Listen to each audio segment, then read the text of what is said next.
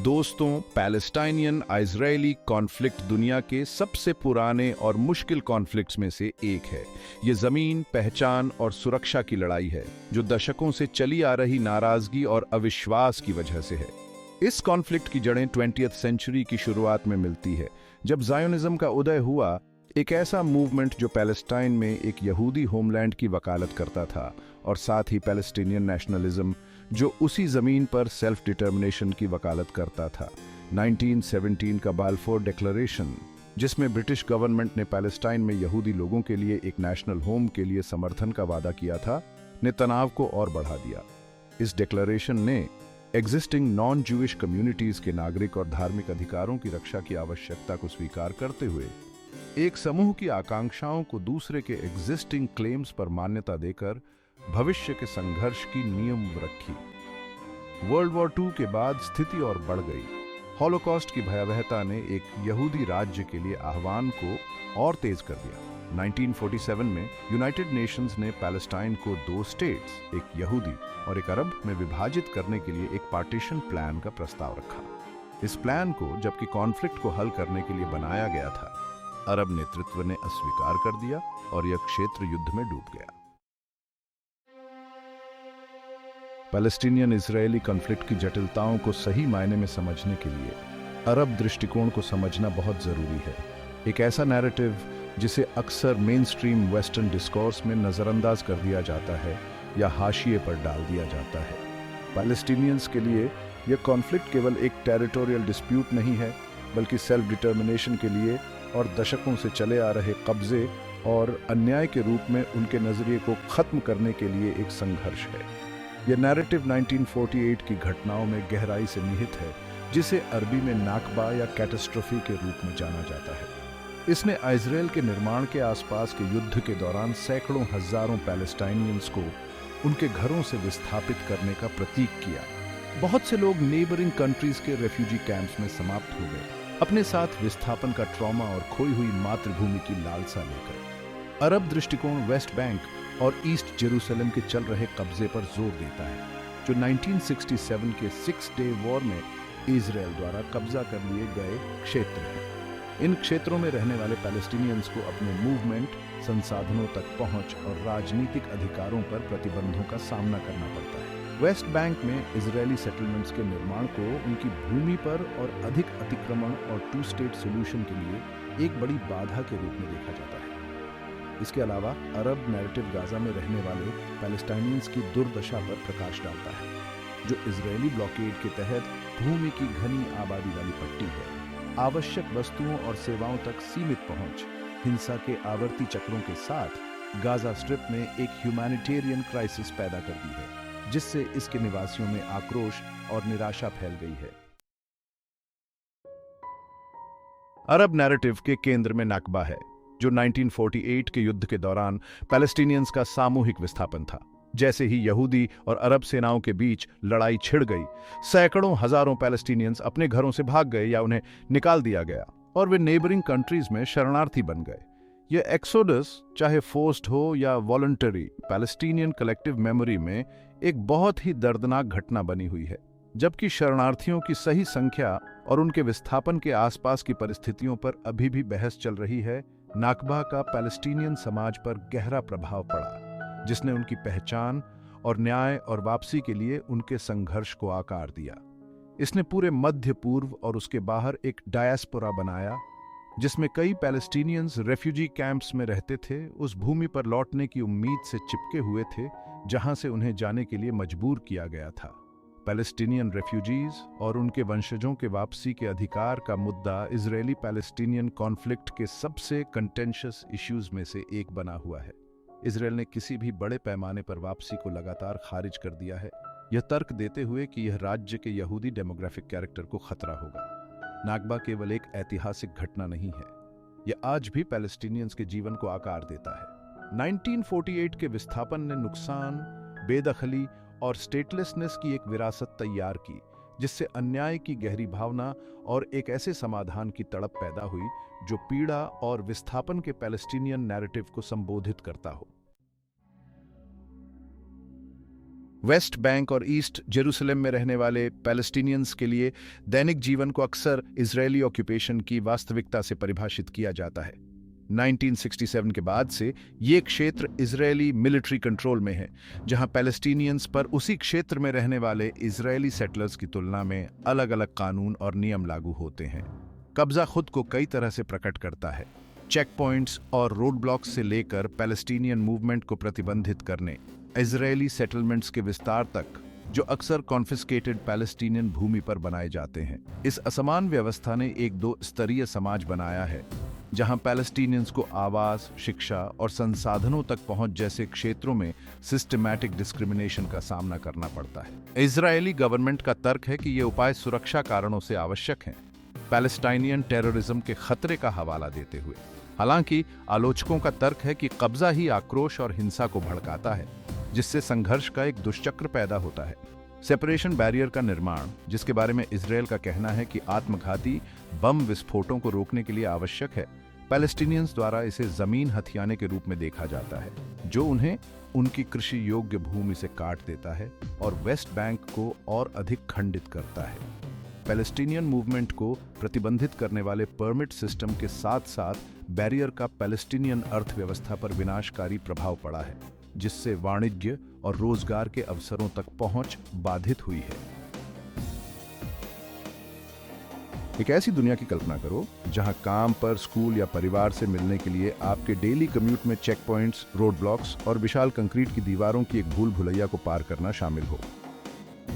West Bank में रहने वाले कई पैलेस्टीनियंस के लिए यही हकीकत है, जहां इजरायली सिक्योरिटी अपैरेटस दैनिक जीवन की लय तय करता है।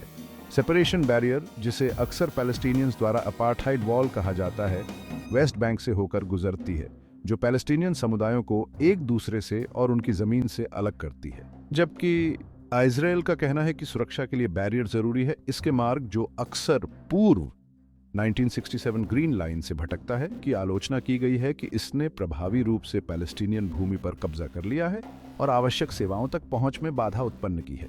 चाहे काम के लिए हो, चिकित्सा सुविधा के लिए हो या परिवार से मिलने के लिए हो, बैरियर पार करने की मांग करने वाले पैलेस्टाइनियंस को अक्सर चेक पॉइंट्स पर घंटों इंतजार करना पड़ता है, तलाशी और पूछताछ की जानी पड़ती है। नियंत्रण की इस प्रणाली ने न केवल पैलेस्टीनियन समाज को खंडित किया है, बल्कि पैलेस्टीनियन अर्थव्यवस्था को भी पंगु बना दिया है, जिससे व्यवसायों का विकास और लोगों के लिए बाजारों और रोजगार के अवसरों तक पहुंच लगभग असंभव हो गई है।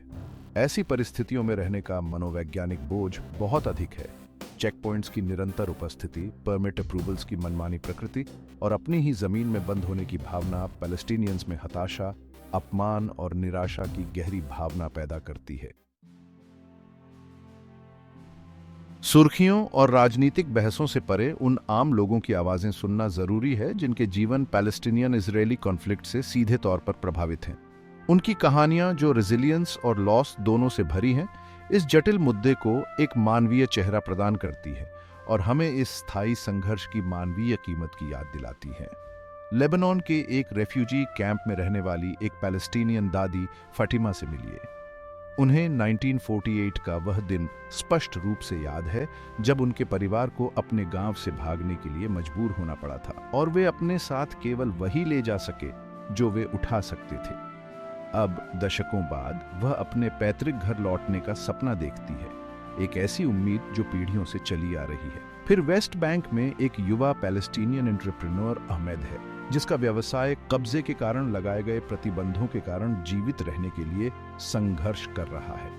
वह एक ऐसे भविष्य का सपना देखता है जहां वह स्वतंत्र रूप से यात्रा कर सके, व्यापार कर सके और अपने परिवार के लिए बंद होने या उत्पीड़न के निरंतर खतरे के बिना एक बेहतर जीवन बना सके। विभाजन के दूसरी तरफ गाजा सीमा के पास रहने वाली एक इजरायली मां सेरा है, जो रॉकेट हमलों के लगातार डर के साए में रहती है। वह उस दिन के लिए तरसती है जब उसके बच्चे अपने जीवन पर मंडरा रहे संघर्ष की छाया के बिना शांति से बड़े हो सकें। ये इस संघर्ष के मानवीय परिदृश्य से उभरने वाली रेजिलियंस, लॉस और होप की अनगिनत कहानियों की कुछ झलकियां मात्र हैं।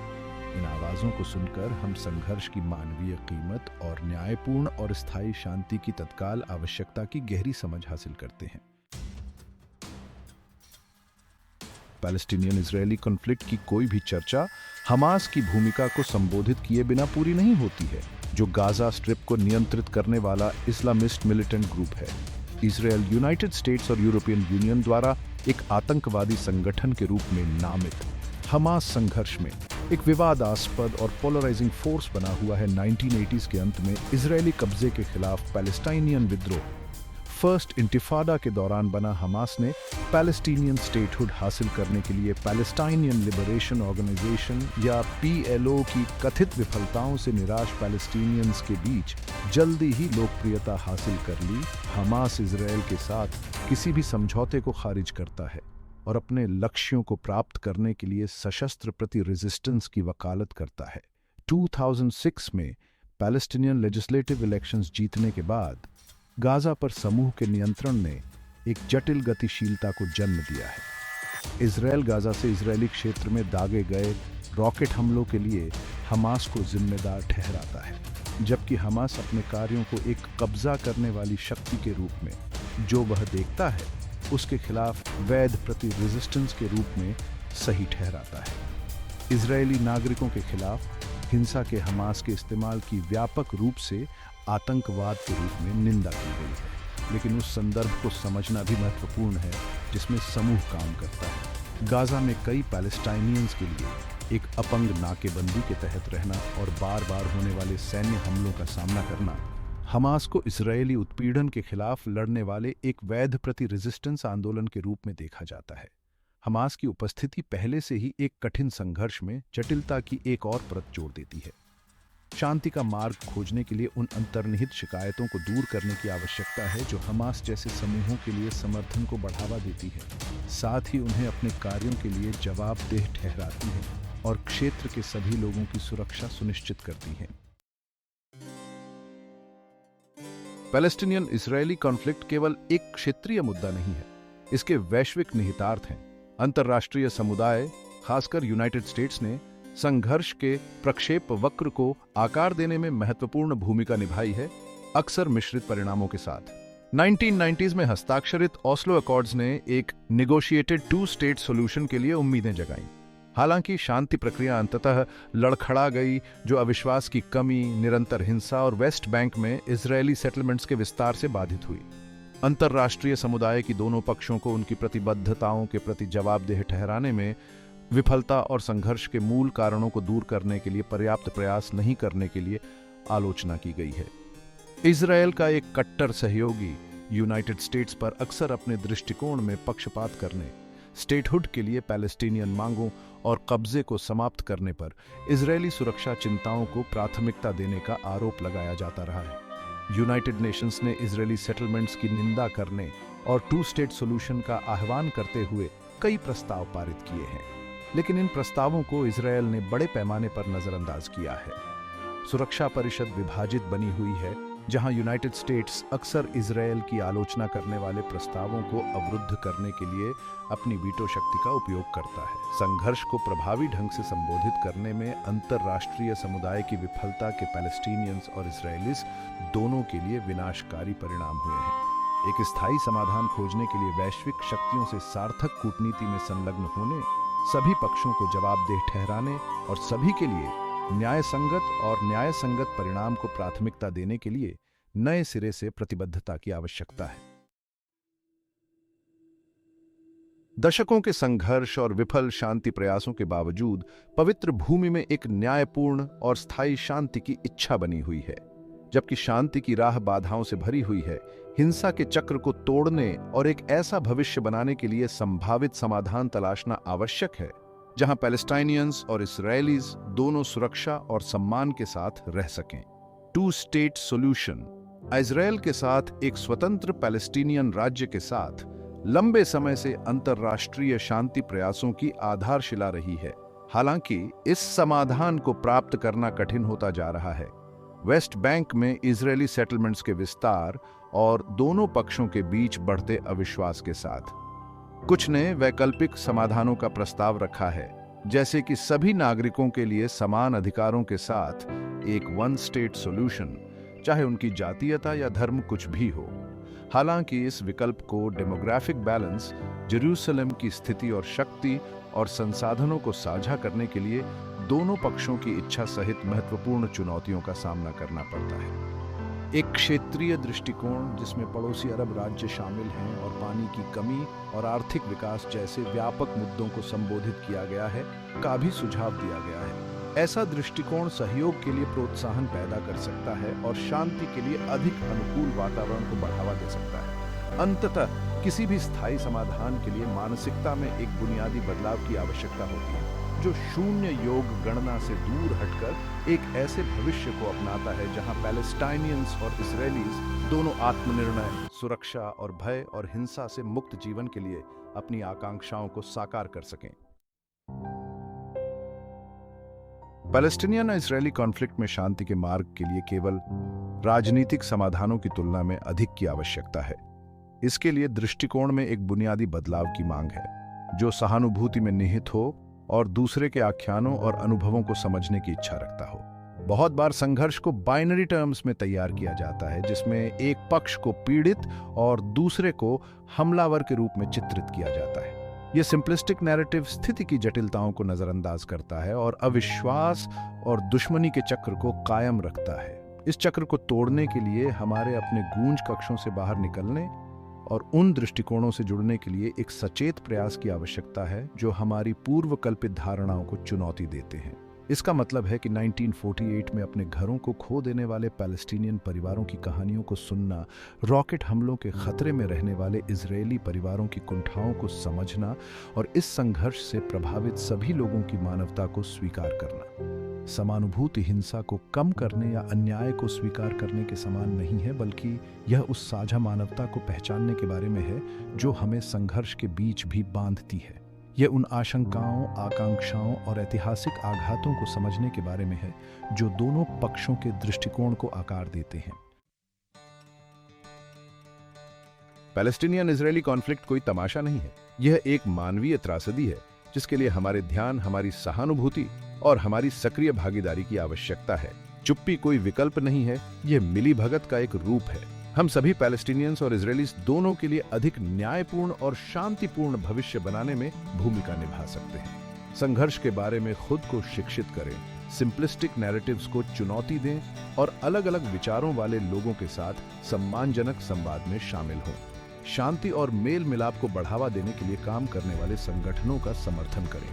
जमीन पर और अपने समुदायों में अपने निर्वाचित अधिकारियों को उन नीतियों को बढ़ावा देने के लिए जवाबदेह ठहराएं जो शांति और न्याय को आगे बढ़ाती हैं, न कि उन नीतियों को जो हिंसा के चक्र को कायम रखती हैं।